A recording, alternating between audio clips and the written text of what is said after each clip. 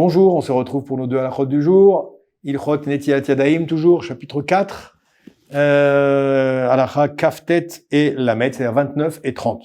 Anogea Bebale Chaim Tmeim, celui qui a un animal à la maison qui n'est pas kasher, un animal tamé, il doit se laver les mains dans la mesure du possible, de préférence. Veu Adin Benogea Bebale Chaim Torim, même si c'est un animal qui est kasher, alors il faudra quand même qu'il se lave les mains. Pourquoi cette fois-ci?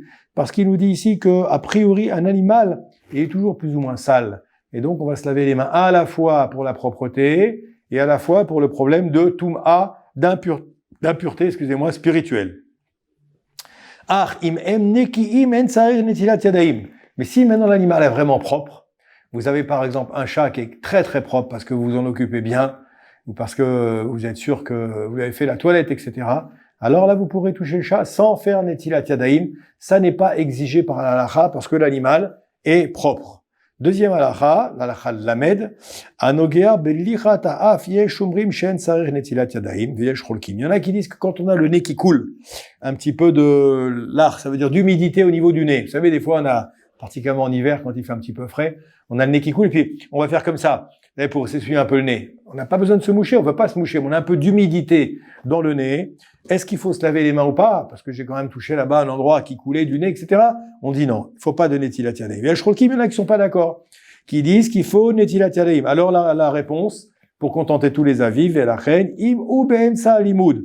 Mais celui qui est en train d'étudier maintenant, il va pas se lever pour faire netilat yadayim. Qu'est-ce qu'il fait? Il prend un mouchoir et va se laver les mains. Il va se laver les mains avec le mouchoir ou ce qu'il a à portée de main pour ne pas s'interrompre dans son étude. Mais dans tous les cas, a priori, ce sera mieux de se laver les mains si c'est possible. Et au biprad be'emsa atfila vers limoud, pareil, si on est au milieu de sa tfila, au milieu de son étude, il sera préférable de se laver les mains si c'est possible. Donc en résumé de cette halakha, celui qui va se toucher le nez, soit la partie humide, soit la partie qui est moins humide, il faudra en général faire netilat yadayim, sauf si maintenant on fait netilat yadayim sans bénédiction, bien entendu. On fait pas de bénédiction, on fait pas cher kideshanu bemitzvotav et tzivanu al netilat yadayim.